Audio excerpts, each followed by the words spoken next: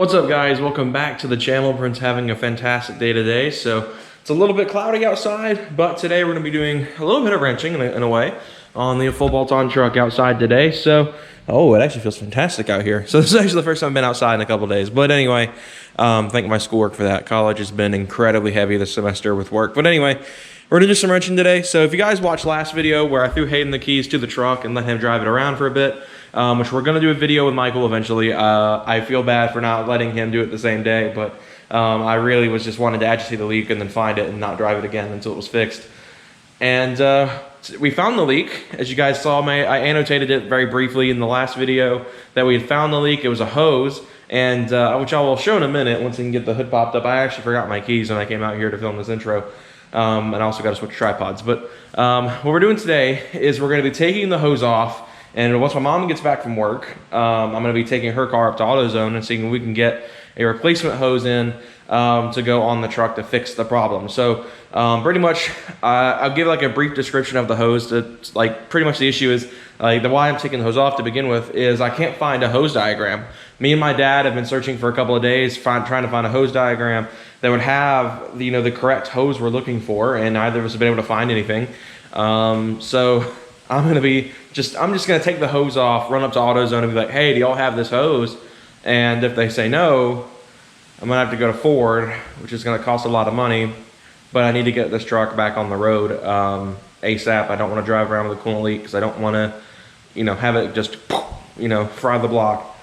But man, it feels so great out here. Fall is starting to hit, and as you guys saw, I made a whole video, I believe last year actually, on why fall is my favorite season for car weather. That's what's up. This is what's up. But anyway, I'm gonna go switch tripods. I'm gonna go get all my keys and stuff so I can pop the hood on this thing, and we'll get this taken care of and hopefully get this thing back on the road a little bit soon. So before I get to taking hoses out at all, if I actually go that route, since I've just now looked at where all the hose goes to. So our hose in question is down here. It's got this little insulator on it right here that goes into the top of the thermostat housing. So that is cracked somewhere and is spilling coolant underneath our intake manifold, as well as down running to the header. You guys can see some of the saturation down in this area. Down here by the alternator and the water pump area, which is running down, hitting the header and burning, which is where the smell is coming from. Now the issue is, since it is a heater hose, it's got a hardline portion that runs right here to this little hose right here, which goes what appears to be into the intake manifold itself. We also have the PCV breather right here, which might have to come out, which will be kind of difficult with this cable right here, which I don't know exactly what this cable here goes to. That's something I haven't noticed before. And then obviously that hose also hardlines right here into, I believe this is for the heater core, which I have zero clue where that, I'm assuming this is where the heater core is. But oddly enough, this goes into the firewall. So I have no clue exactly what these hoses do exactly. So we actually got our main one right here, which feeds the water pump housing from the radiator. So this would be our water, I guess assume would be outlet.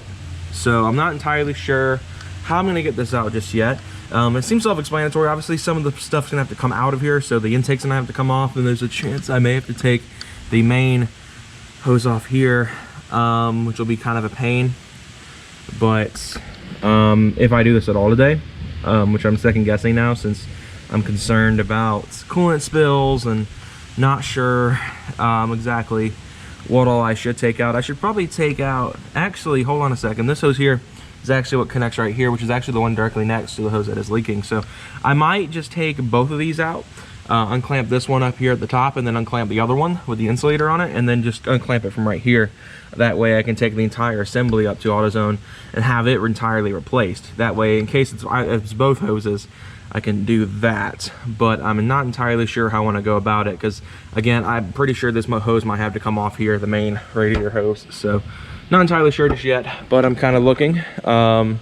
At the end of this video, regardless of whether I do the hose removal today, I will be showing off my new electric fan conversion, which is going to be pretty sweet. Michael's coming back actually middle of this week from Macon for work, and we're gonna knock that out. I'm hoping to have that hose done either the day of or before we do that, because I don't want to, I want to have everything, the cooling situation sorted out, so when we go on the first drive with the fan, it feels great. But anyway, yeah, so I'm gonna look into everything, see what all I need to do, and I'll get back to you guys in a minute whenever I get started, or call it a day in that one.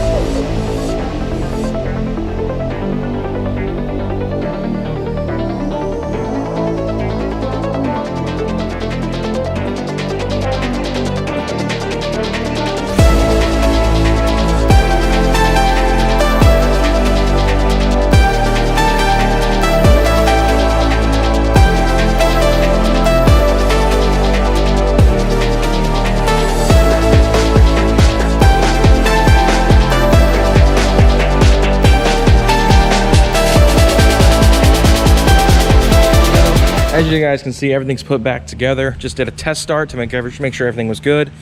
And yeah, pretty much what happened is my dad alerted me to the fact that we're actually supposed to be getting hit with the outer bands of Hurricane Sally that is currently bearing down on Florida by the time you guys have seen this video. So hope everyone down there is doing all right. I know my friend Tony down there in Florida, who runs a retro gaming store, is getting set up. Their store wasn't open today, the day I'm filming this video. So hope everyone's doing good down there in Florida. All my Florida subscribers, stay safe. But we're getting hit with the outer bands of it, and it's gonna be storming pretty bad here until Saturday. So what we're gonna do is I put everything back together. I'm gonna do some more research in the next few days to try to see if we can figure out exactly what hose it could be, or see if I can just get a whole assembly for that spot right there, those heater hoses, because I do want to get those replaced and get this thing back up with no leaks. And it'll give my dad a chance to look at it as well, since it's supposed to rain up until the days he's off work. So the goal is to get multiple projects done this weekend. Hopefully we're gonna do the easy stuff first, or do the easy stuff last. So getting the hose replaced, and what I'm about to show you guys, because I promised you guys at the end of this video, regardless of how it went, I would show you guys the electric radiator fan conversion that we're gonna do with this truck as well. So yeah, I'm gonna go ahead and shut the hood up here, and yeah, we're gonna go inside and take a look at the radiator conversion. Hey guys, so just ate some lunch, came back inside from all the little bit of work I did today. Nothing crazy, unfortunately. I wanted to try to get it out, but my dad made a good point with the weather, with us getting the outer bands of the hurricane. Sure, it's not gonna be anything crazy here like it is gonna be down south for our Florida brethren, but it's gonna be raining for the next few days, and what's the point of trying to get started on this project when it's going to rain for 3 days and I'm not going to be able to get back out there until this weekend anyway. So probably smart to just wait till this weekend, let my dad have a look at it as well, see how well we can try to get it, even though I know I could get it out on my own. But yeah, so anyway, so what I'm going to show you guys now is kind of the next big mod that we're going to do, or that we were planning on doing sometime in the next couple of days, but again, due to the rain, we might have to postpone this the weekend as well, which is this. So this came in last week. If you guys follow my Instagram, I already posted about this. But this is a Derail 17-inch electric fan, which is already shrouded. And I've also got our Derail fan controller as well, which just came in days ago. Because for whatever reason, the people that sold this on Amazon didn't ship it until Sunday. And it was they one night shipped it to my house. Because this was supposed to be the same day this was. The fan got here on last Friday. So this was supposed to be here with it. But of course, they, for whatever reason, didn't ship it out on time. And I got it the other day. So here we go. I'm going to take a look at our fan here. I'm going to show you guys how everything works. Because the cool thing about all this stuff is there's no drilling required. No drilling at all. No trying to tap into wiring with the thermostats, nothing. This is literally a completely standalone, non-invasive setup. which is what we wanted. We wanted to kind of make things as simple as possible, even if it costs more. This setup here alone was these two parts alone were $200. So keep that in mind if you're going to do this. The reason we only went with one fan is because the truck itself only has one fan, and this is only an inch smaller than the factory 18-inch fan they use for the clutch assembly. All right, so got the fan out here. So like I said, it's a 17-inch fan. This is going to be, I believe, the side that will sit, I believe this is a push fan. So it will be sitting like this inside the truck. So you won't see the actual blades turning too much, but this is what we'll see. So the plan is to mount it to where the wiring can be hidden. So it'll be like this. So I think we're going to be mounting it kind of like that. Just kind of up like that. But yeah, we only went one fan due to the fact the truck itself already has one fan. We could do a second fan eventually, depending on how much space we have on the radiator side, which is what I'm concerned about. But yeah, this is the 17-inch fan we're going with. And the mounting is pretty interesting. So it has these like zip tie type things here, which go through the radiator completely, go through the fins entirely. And then you have a little piece, which is not in this bag here, that goes on the other end, which cinches up to it and snaps locked, and that's your mounting procedure. That way you're not having to like build a shroud or anything like that and bolt them into. It's literally just as easy as just running those through and then clamping them down with the other half and then trimming off the excess. So be a very simple job, nothing crazy, and that's why we were wanting to do this. Michael helped me set this kit up pretty well to where it wouldn't be invasive, we wouldn't have to do any fabrication. It would just be a matter of getting the kit together, hooking everything up, and then getting to work. So that's our fan, and like I said, it's a really simple job, so that's why I'm actually really excited for this, because it's going to be taking a parasitic loss off the truck. My clutch fan is already ruined, and it's going to add some horsepower. Probably not a lot, but it'll add some horsepower. And so I'm excited to see what kind of difference it makes. So yeah, that's our fan there. And this is the controller for it, which is a pretty simple kind of thing. So again, we've got some zip ties, some connectors. We've got this. So this is going to be what tells the temperature. This is a radiator probe. So this plugs into the controller, and then you plug the metal piece into the radiator fins and at the water inlet, and it will measure the temperature of the water that's going into the engine. So that way, this connection will tell the box down here with the relay and everything hooked up to it, hey, maybe you should turn the fan on, in which case it will turn the fan on. So there's an AC override as well in here, which I'm planning on trying to see about how getting that hooked up, so that way we can have the low speed fan side of things turn on whenever the condenser's on, or the AC's on, so the condenser gets airflow. So we're looking into that as well. So that'll be something we do when we hook everything up and look into the diagram and all that. But we get a small relay. I believe this is a 12 volt, 640 to 60 amp here. And we have our actual controller itself, which has like a whole module. It's got this plug here, which connects to the module itself. And we got some plugs and stuff like that, random wires. And then, of course, our instructions. So pretty easy stuff. It doesn't look like it's going to be too much of a pain to do.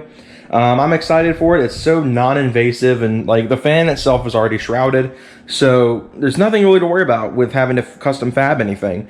Sure, it probably would be better to run more than one fan, but the way we're running this, pretty much if the fan comes on at all, it's going to be full bore. So it'll get maximum cooling as much as possible, even if it only needs it for like a few seconds.